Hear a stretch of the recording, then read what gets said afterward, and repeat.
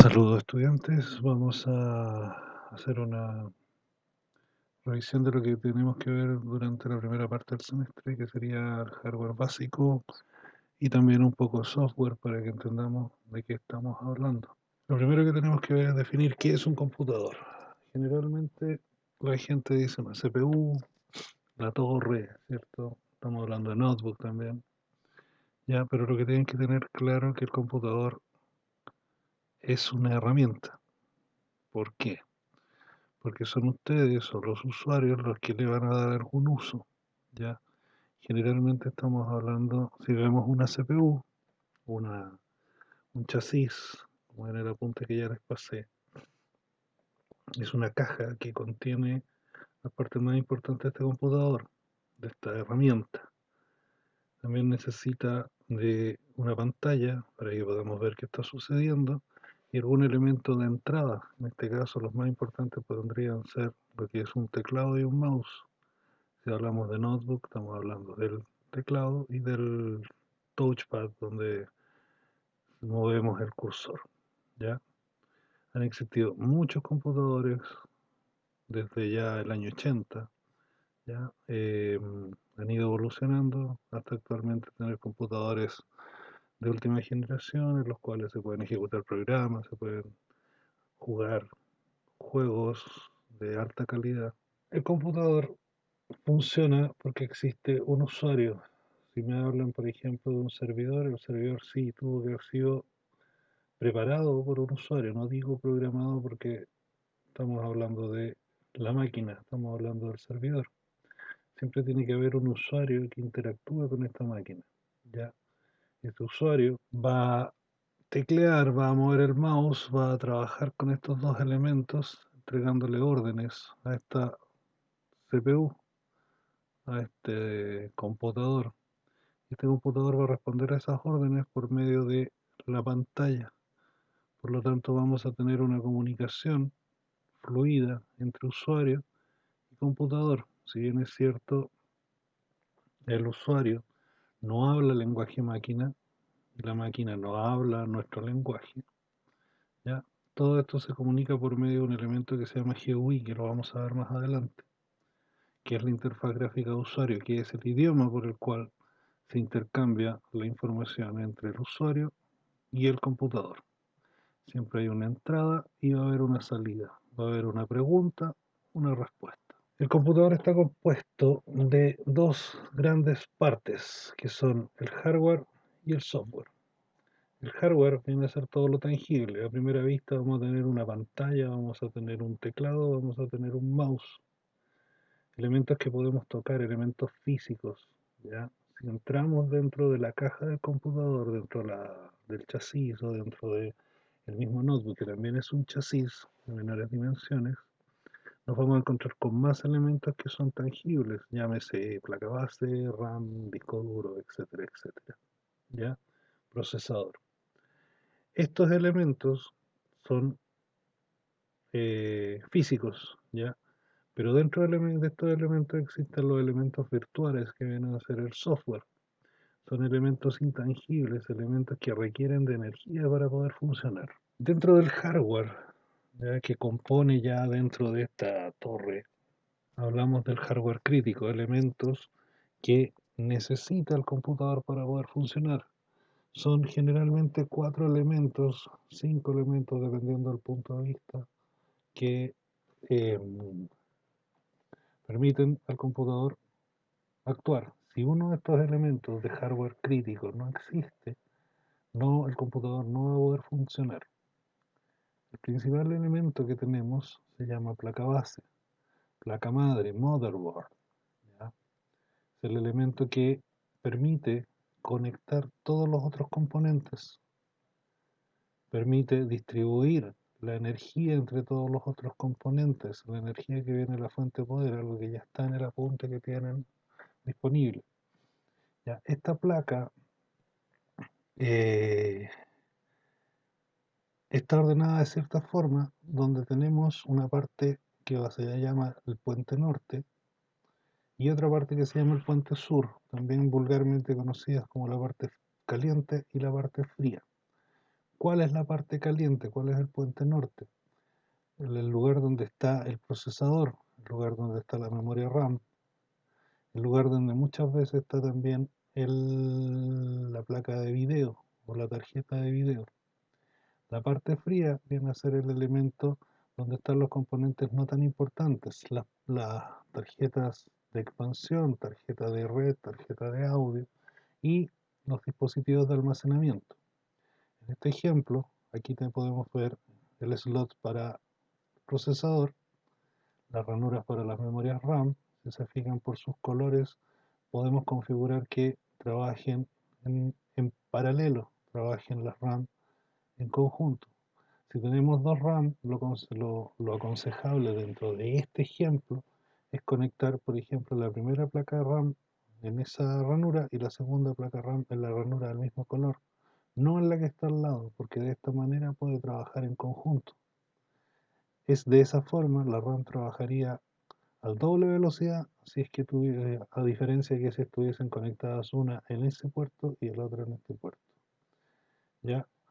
El, el hecho de que se llame parte fría y parte caliente significa que tienes el puente norte, que es este elemento que está con un enfriador, y el puente sur.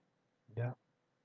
El procesador, perdón, la tarjeta, la placa distribuye la energía de modo que siempre la prioridad la tenga el procesador, después la memoria RAM y después la entrada de video, o perdón, la salida de video. Después va a dar prioridad o va a darle energía a lo que vienen a ser las placas periféricas y los dispositivos de almacenamiento. Entonces, ¿qué pasa? Lo periférico y los dispositivos de almacenamiento se conectan al puente sur. El puente sur se conecta al puente norte. Y el puente norte están conectados procesador, RAM y video. La placa en este momento la estamos viendo de frente. Esto que ven acá ustedes en la parte posterior, lo que generalmente se ve fuera de la placa, donde está la salida de video, la salida de audio y la conexión de red. Y también en el caso de los computadores de escritorio, la conexión para teclado, mouse, USB, etcétera, etcétera. Tenemos acá la ranura para tarjeta de video, las ranuras PCI.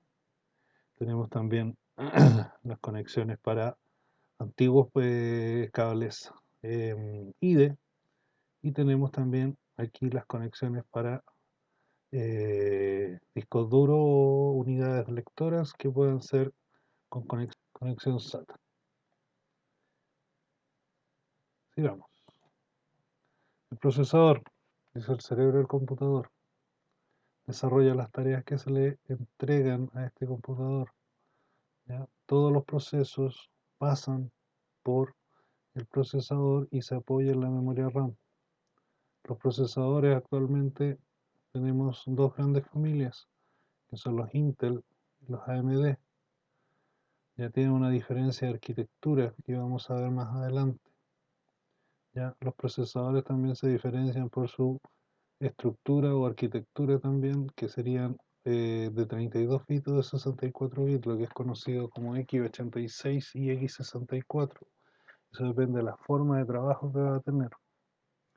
Procesador también se pueden clasificar por la cantidad de núcleos. Actualmente quedan muy pocos procesadores de un solo núcleo. Lo más común es que sean de doble núcleo, cuádruple núcleo o siempre en múltiplos, hasta 8. De hecho, hoy día mismo vi una noticia que AMD ya había sacado un procesador de 16 núcleos.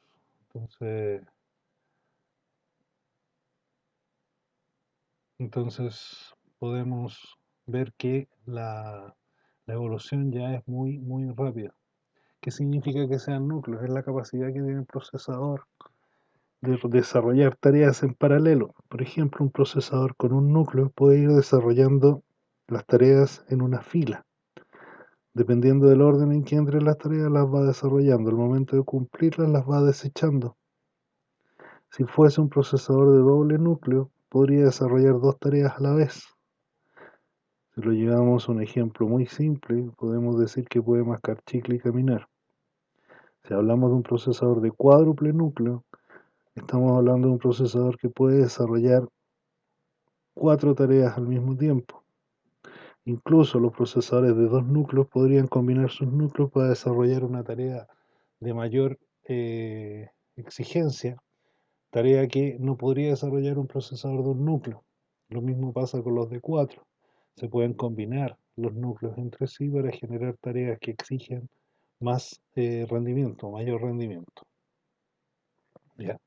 El procesador, a diferencia de lo que muchos conocen, el procesador es lo que le da la velocidad al computador, porque su unidad de medida es el hertz. El hertz son los ciclos por segundo que puede desarrollar. ¿Ya? Es la frecuencia a la cual trabaja. La base de esta unidad de medida es 1 hertz por segundo. ¿Qué significa eso? Que esta onda se cumple en un segundo, incluyendo el pico superior y el pico inferior. Cuando empieza la siguiente orden ya es otro hertz. Si empezamos, la unidad principal es el hertz o hercio. ¿Ya? Si tenemos 1000 Hz, o sea, 10 elevado a la 3, un 1 con 3 ceros, ya tenemos 1000 ciclos en un segundo, 1000 curvas de estas características. Megahertz, un millón de ciclos por segundo, un millón de curvas de estas características. Gigahertz, que es lo que actualmente están midiendo los procesadores, significa 1000 millones de ciclos por segundo. ¿Ya? Dependiendo, por ejemplo, si el procesador es de 2,4 GHz, significa que son 2400 millones de ciclos por segundo. También existen las otras medidas que son las que siguen, que sería el terahertz, que estamos hablando de un millón de millones o billón, y petahertz, que serían 1000 billones de ciclos por segundo. El elemento que apoya al procesador en su trabajo es la memoria RAM. RAM significa memoria de acceso aleatorio, Random Access Memory. Ya es una memoria volátil. ¿Qué significa esto? Que requiere estar conectado a una fuente de energía para mantener los datos que tiene almacenados. El procesador, a medida que está trabajando, se va a apoyar en la memoria RAM, dejando datos que va a ocupar a continuación y dedicándose a los datos más importantes. Por lo tanto, si ustedes en su computador están desarrollando muchas aplicaciones, muchos programas, lo que se va a saturar primero va a ser la memoria RAM. Por eso a veces les sale memoria virtual demasiado baja. ¿Qué significa eso? Que la memoria RAM ya está completa. Ya es una memoria de almacenamiento. No es una memoria como el procesador que trabaja en Hertz, que en velocidad. Esta trabaja en capacidad de almacenamiento. Actualmente estamos en los gigabytes de memoria, 16 gigabytes, 32 gigabytes, 8 gigabytes dentro de los computadores. Más adelante vamos a ver lo que son los gigabytes, que es la unidad de almacenamiento, el byte. ¿Ya? Es una memoria que requiere estar conectada y estar energizada. Entonces, ¿qué significa esto? Cuando ustedes encienden el computador, la memoria empieza vacía, empieza a almacenar datos que el procesador le está indicando, y en el momento en que se apaga el computador, esta memoria se borra. ¿Ya? Las memorias actualmente estamos en la DDR4. ¿Qué significa eso? Que es el modelo. Después vamos a ver un video de cuando le hablemos detalladamente las memorias RAM. También ustedes van a hacer un trabajo con respecto a eso.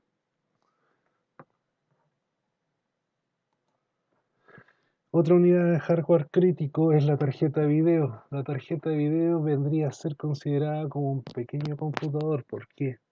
Porque también tiene una memoria de almacenamiento aleatoria y también tiene un procesador.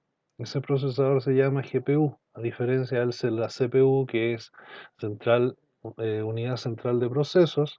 Acá sería perdón, unidad de gráfica de procesos. ¿Ya? ¿Qué hace la tarjeta de video? Apoyar al procesador para generar la gráfica que se va a mostrar por la pantalla, la manera en la cual se va a comunicar con el usuario. Que recuerden que la forma que tiene de comunicarse con el usuario es una forma visual, preferiblemente. También utiliza sonidos muchas veces, pero lo más común o lo principal es la imagen que entrega. Entonces, ¿qué hace la tarjeta de video? Aumentar esta capacidad del procesador de entregar una imagen fiable al usuario.